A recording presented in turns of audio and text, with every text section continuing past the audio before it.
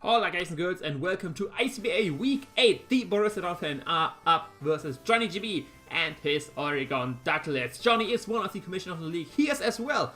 It's currently 6-1 in this league, so he's a very good record and he's looking very threatening as an opponent. Before we go into the whole team matchup, stuff like that, the usual shoutouts at the beginning of each match go this time to JohnnyGB himself this time for recording this match for me. Of course not for Jenning. That would be kind of weird if my opponent jenned my team.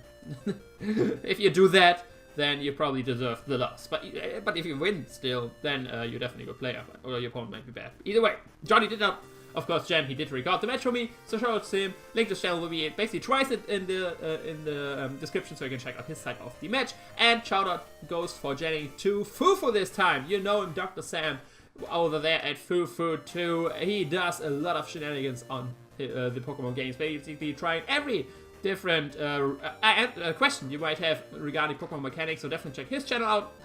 Probably heard of him already, but yeah, these are the two guys I want to shout out at the beginning. Now going into the team matchup, I of course did upload a team builder yesterday, so you can check that out for more detail, what my team is about, what his team is about, why I brought these mons, what I expect from him, what I expect from me.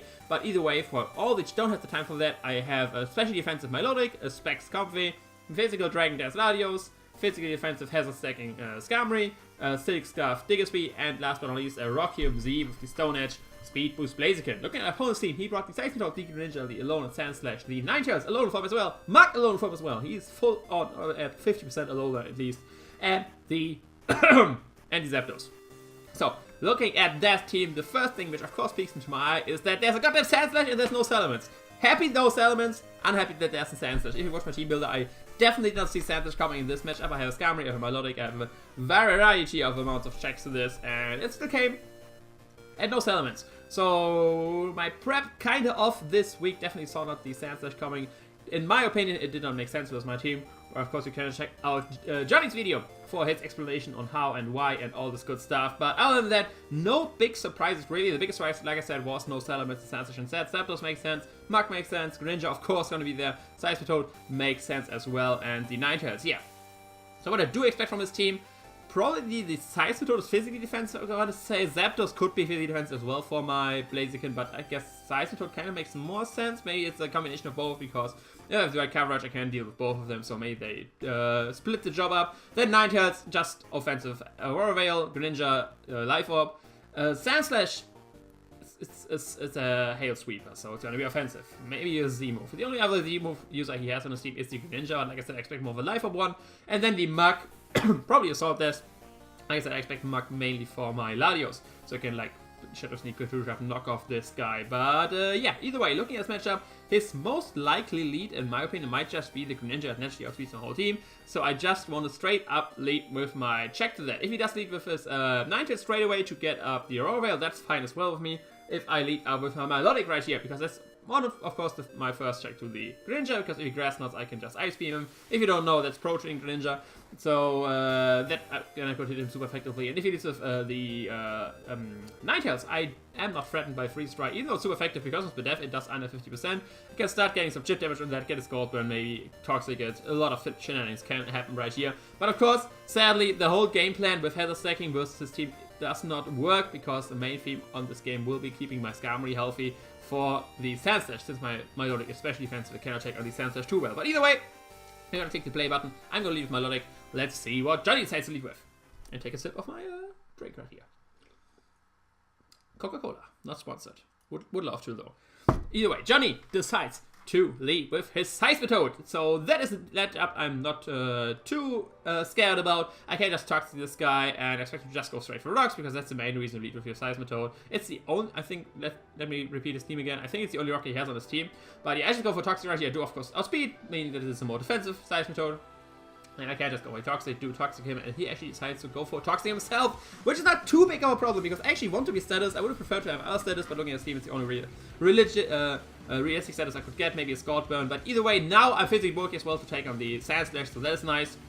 Toxic damage, of course, annoying, but I can't take the Sandslash, so it's a give and take. I'm not too mad about it. The main thing is that I have Toxic Seismic Toad, which is awesome. Right now, I do switch out into my Comfey right here, though, because if he wants to get up rocks, that's okay. Comfey is, like I said, it's not that important to matchup. He did not rock his elements, and I can take basically any hit and fire off his Specs Dazzling Gleam versus thing, which this Seismic Toad doesn't want to take really, because it's most likely physically defensive for my Blaziken. So I do just fire off Sad Dazzling Gleam. I want to see how much it does versus team. Sanchez still takes the butt down from the even to listed, and the Mug is the best switch he has. He does go into it, and now we can see what kind of Mug this is. Like I said, I'm mostly expecting Assault Dash, but from this damage, I can tell that it's like a third he has Black Slash Recovery, so that is definitely not a special defensive Mug. This is just max HP with the Black Slash. So yeah, my Comfey does switch out right away. I just go back into my Melodic, because with the Toxic, I actually can take this thing on very well. Knockoff is not doing too much. After that, I can just recover up and all this good stuff. But he actually makes the double switch into his Zapdos, which is a very nice double switch. Basically covered both my plays. I did not want to go to Skarmory right there, which would have been a good check to the Mug as well, because, like I said, I have to keep the Skarmory healthy. I don't want to have like Fire Blast. I know Mug gets Fire Blast, so I don't want to have something cheeky like that. So I did prefer going into my Melodic right here, but he catches me with Zapdos. But like I said, he would have caught my Skarmory as well. So either way, good double on his part. I do switch out into my Latios though, because that's my designated switch into the Zapdos on this week. Sadly, it does have the Volt Switch though, so he can't just grab the momentum. I was thinking about switching in Diggersby on the Volt Switch potentially, but did not feel that fancy yet so early in the game. He does go into his Ninetales now, and I'll go to switch out, and this allows him to get on the Aurora Rail. That's the sad thing with initiative, because if you have initiative, you can basically decide what is happening next in the game. And right now, he decided to scam me out and go for the Aurora Rail. Even if I stay in, go for Earthquake. First of all, I reveal it in physical, and second of all, it's not doing much, because if it's speed tie, he might even get the Aurora Rail up before me, and then I do only half of that. Either way, I do go into my Comfey right here, because like I said, most expendable Mon, and I can take hits from the Ninetales very well, because even though my Comfey is not defensive, it takes special hits like nothing. Comfey has very nice special bulk, so I'm not worried about anything.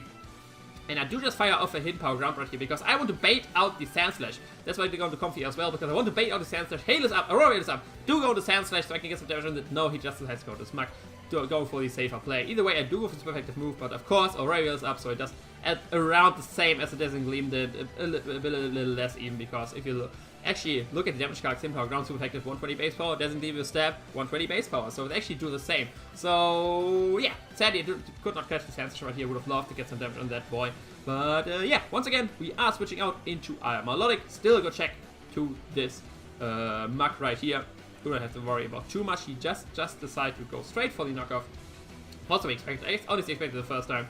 But yeah, I can see that does not too much for that the special defense Melodic. I do just recover right here, because I still need this thing at a good amount of health to take on the Greninja and alike. If he decides to stay in, basically he's not gaining any health because of the, the hail, and I can get a lot of health to recover, and then fire off Scalds, Ice Beams, Toxics, whatever I want to predict. Either way, I am just going to recover right here. He does switch out into his Seismitoad though, probably predicting a Scald, getting some Water Absorb. Well, does say Water Absorb is like, no, it's not definitely not Price Skin, so it's probably Water Absorb what Seismitoad gets. But either way, I do not grant him that. I do get Recover up, get some Hail Toxic damage. I mean, he of course has Toxic damage on him as well. And I do once again switch out into my Comfey, I think. I think I do switch into Comfey right here. Definitely not staying in, because I don't want too much Toxic damage on my Melodic. Still need, like I said, still need healthy. Take one hit from the Greninja at least to Ice Beam it once it goes for Grass Knot. That is like, I'm very sure it's breaking Grass Knot, but yeah. I am going to switch out into my Comfey. Yeah, once again, like I said, most expendable member takes special hits very nicely. If his physical knockoff is not doing much, like, that's the main physical move he has. Earthquake will do a lot though, but I can Drainy Kiss and get some nice recovery. He does double out into his Zapdos, and right here I do decide to just go straight for the Dazzling Gleam, because like I said, I'm expecting this to be a more defensive Zapdos, and if he's more defensive, I can Dazzling Gleam. First of all, gauge the damage, like see what kind of defensive Zapdos it is, and I'm not threatened by basically any move. He probably just goes for Voltage right here. I do go for Dazzling Gleam, I outspeed him, so that is definitely close to the confirmation that is more defense Zapdos, but this damage tells me that he's offensive actually, and this Zapdos actually with Voltage does way too much damage to my Comfey. I get worn down even more with the Hail, and yeah, would have loved to go for Drainy Kiss right there if I would have had this amount of damage on me, but either way, I got some good damage on the Zapdos. Now he's under half, so he's definitely not physically or especially defensive. He's more an offensive variant. I do switch out right here into my Skarmory, though it's my designated switch for this, for Sand Slash. Preserve my Comfey because it's still very nice for the Greninja, because of priority Drainy Kiss actually out-prioritizes Water Shuriken, so that's very nice. He does go for the Icy Crash right here, does not show any item, and from this damage I can tell that he's a Jolly variant. so he is not that powerful. Hail P was out right here. You can see that the Ninetales had the Hail Extender item. I don't know what it's called. Icy Rock? Is Icy Rock? I don't know. But I decided to just go for straight from the rocks right here. I do not expect him to stay in because outside of Hail, I actually do outspeed him. And I can just go for Iron Hands for Roost. I do not have Roost. If you watch my T-Builder, you know that, but he doesn't know that. Like, he probably expects to have Roost. I can get some rocks up. And I do switch out once again into my... No, this time I feel cheeky and go into my Diggersby right here. Thinking to just go for another Volt Switch because he was shown to be an offensive Zapdos. But he just goes for the Roost right here. So he is a more offensive Zapdos with Roost. And like you are gonna see here, I do go for the Six-Star Frustration. He actually does go for another Roost, so he predicts me to be faster than him actually, but yeah, this Zapdos, I have no idea what the exact spread is. Definitely check out Johnny's video for more information about that. But I am slower, he is offensive, and he actually does have the Rocky Helmet, so that is way too much. So like I said, this Zapdos is way away from being defensive, but it has a Rocky Helmet, it has a Roost, and it's fast still. I don't know, it's Zapdos with all the stuff I just described. Anyway, it's that. No, I go for a Quick Attack, sadly reveal that I'm not Choice Scarf. I thought I revealed either way that I'm not Choice Scarf through the being slower than the Zapdos. So I can just go for Quick Attack, not getting any damage on me. Of course, getting Rocky Helmet damage on me either way, but yeah, I switch out right here. I do not want to take a Water Shuriken.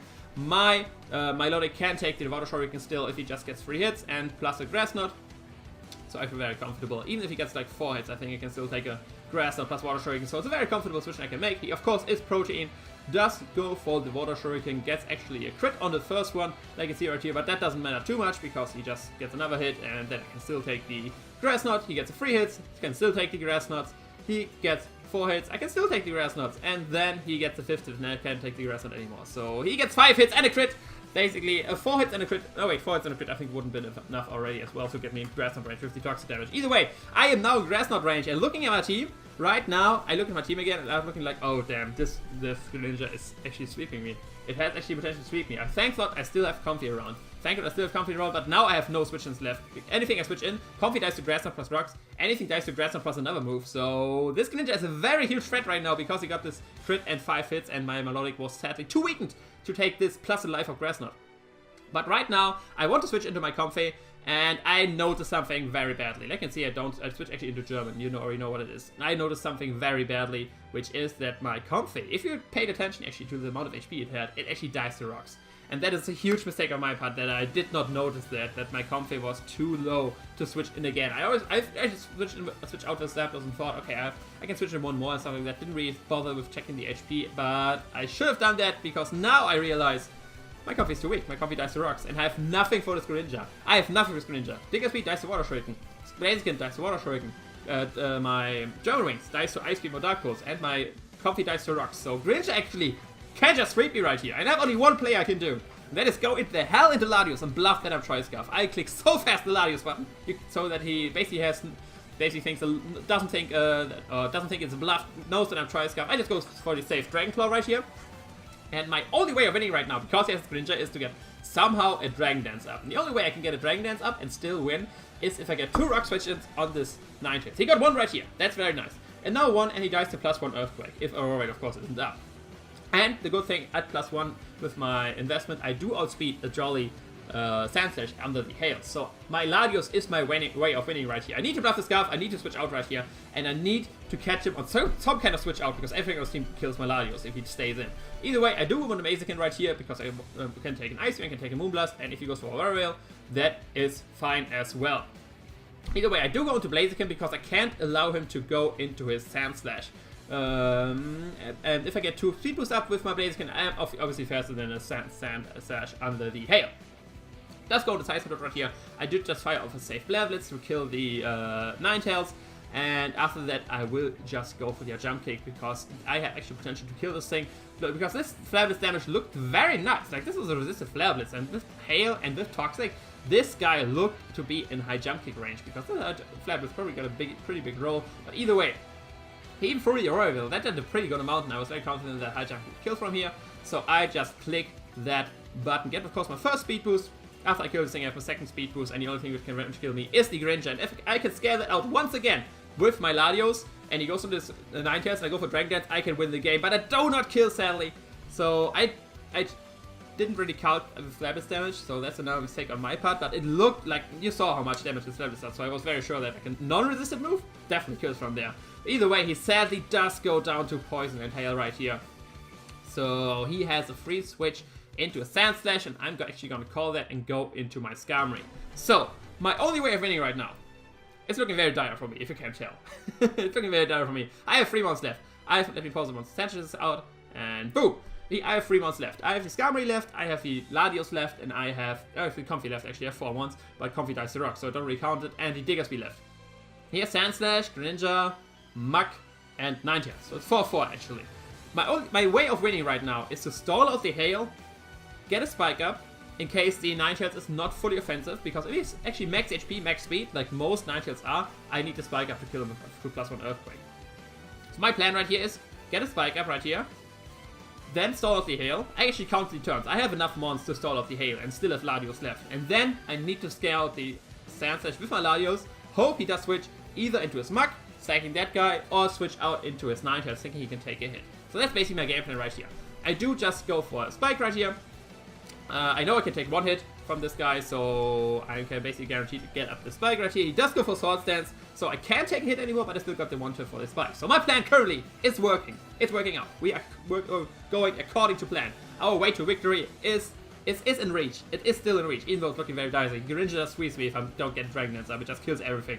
So yeah, he does kill me right here. He does go for Ice Crash. I just go for another Spike right here, in case he does miss or something like that. But he doesn't. He just goes for Ice Crash and does actually kill me, because obviously he's at +2 and would like a +1, +0 would take him another +2. Right here I do go into Diggersby, and I will double out right away into my Comfy, just taking that so I can get another turn wasted on hail damage. Never switch into a Death Fodder straight away, because that wouldn't give me any turns. So either way, I do switch out to my Comfy right here. Second, sadly, to the Rocks because of a miscalculation. Should have kept it around. Comfy was actually very nice with his team. Looking at it is, because Muk couldn't take it could take a few more Draining Kisses, but if the Royal's up, if not, it dies to 2 after Rocks, I think. And the rest just doesn't want to take Draining Kisses. But either way, sadly I dismissed Calc, so it's gone. I do go my chat right here, back, just go for Quick Attack and chip damage, sack it, and after that all the hail turns are gone, and it's gonna be the moment of truth. Can I scale out this Sand Slash right here and then sweep with my Latios? We will find out right here. Hail ends. We counted the hail turns right. I do go to German Maze. I click the Dragon Dance button. The thing I can save is him switching out, he's scared of any move, or him missing an Ice Crash if he goes to that. I do go for the Dragon Dance. Of course, outspeed him because outside of hail, and he does stay in, sadly. So let's go see. Can he miss an Ice Crash? Can he miss an Ice Crash to us to win the game? Can he miss an Ice Crash? Can we win this game still? He goes for Iron Head. And that's a loss. That's a 4-0 loss versus the Oregon Duckletts, sadly. And yeah, why did he lose this game? Let's talk about that right now after the screen is going not black anymore, not being black anymore. Either way, there we go. Why did we lose this game? First of all, of course, the big misplay or not calculating the Rocks damage on Comfy. To be fair, I should have not taken the... I thought the play versus Zapdos Comfy was fine because I thought he was more defensive. But he was offensive actually, and then I miscalculated the Rocks damage. I should have just sacked this boy or just basically sacked him way earlier to get a free vision or something. But I always thought it could still take a hit, and then, for example, Revenge Kill would probably be the Greninja, which was a huge threat after that. After my my Melodic got 5 hit completed at my Comfy, I saw that it got to Rocks, Greninja just swept through my team, so I had to play the Latios bluff and try to win the game through mind games, because for regular reads, I wasn't winning anymore. But why did I even end up in this bad spot? That was because basically the team I brought was not good versus the team he brought. He brought the Sand Slash, so my whole strategy with the Hazard Stack, and you saw how many double switches he pulled. He pulled, I think, 2 or 3 double switches in this game, so Hazards would have been awesome in this match if I could have got them up.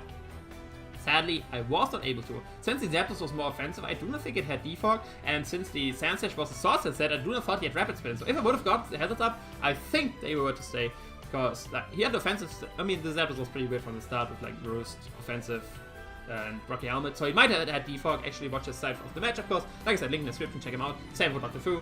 But yeah, that's why I want to say I lost this match. Mace playing with Comfy, and having the bad team matchup from the start. I don't like saying having a team bad matchup, but here it happened. Like, the difference, what I don't like seeing it is if you're still in team building and you say, oh, my draft has a bad draft matchup versus another guy. I hate when people say that, because Draft League is, like, it's the whole thing about Draft League is to beat a matchup. And you can't, like, why complain about the bad matchup? It's like, that's like the thing about Draft League. You beat matchups, you try to beat matchups. If they're good, if they're bad, that's the whole point of Draft League. And I don't think there's like a draft, an unbeatable draft versus draft matchup where you can just say, oh, I lost because this draft wrecked mine. I hate when people say that. Because you can always team build and play around something like that. But if you have the actual team and it doesn't match up well, that can actually happen. You can see right here. But yeah, like I said, I still stand by my point. I do not think Sandwich made sense versus me. But the good thing still is, even though we lost this match pretty decidingly, Johnny wrecked us basically 4-0, good job to him of course, is that for the playoff picture, we actually are still guaranteed in playoffs. The other games went exactly how they had to go, so we are guaranteed in playoffs. But that doesn't mean, important part, that doesn't mean that the last games are unimportant. Because how the playoff picture in the ICBA works is basically we have 2 conferences, 2 divisions. Each division has 4 coaches, so each conference has 8 coaches total. The divisional champion out of each division gets the top 2 seeds. Basically, that's currently me and Johnny, because Johnny is in the other division. Then the 3rd spot, basically the best other team out of both divisions, which is currently Jakub, I think, from the Green Bay Pikachus, he gets the 3rd seed. And top 3 seeds is what you want. The top 3 seeds is what you want to reach. And currently we are in that. We are not guaranteed in that, but we're in that. And then we have 2 more wildcard spots for the 4th and 5th seed out of the whole conference, which get into playoffs. But the trick with that is they have to play each other for the 4th spot in the playoffs. So basically, we are guaranteed in the top 5. So we are guaranteed going into playoffs. But if we reach the top 3, we have 1 game less. If that makes sense. So basically, we have like the 4 and 5 play for the 4th spot, and then we have 4 people in the playoffs. The top 3 out of conference plus the winner of that match. And then the number 1 spot plays versus the winner of the match before, and then we have number 3 versus number 2. I hope that was not too confusing. And then of course we have 2 conferences, so we have 2 conference champions, and they meet up in the championship. So if we reach top 3, that means we have 1, 2, 3 games to win the championship. If we are number 4 or 5, which I guaranteed are, then we have 1 game more. So basically, top 3 is our goal. And if we win actually our next match, we are guaranteed top 3. So yeah, next match is still important. The match after that, we can basically meme more around. But yeah, that's all for this match and the playoff picture. If you enjoyed, leave a like, comment, subscribe. Let me know how bad I was in this game, in either playing or team building. Definitely check out Johnny for his side of the match. Check out Phil, all the guys to shout out at the beginning. And yeah, that's all for me. I will see you another time. Ciao.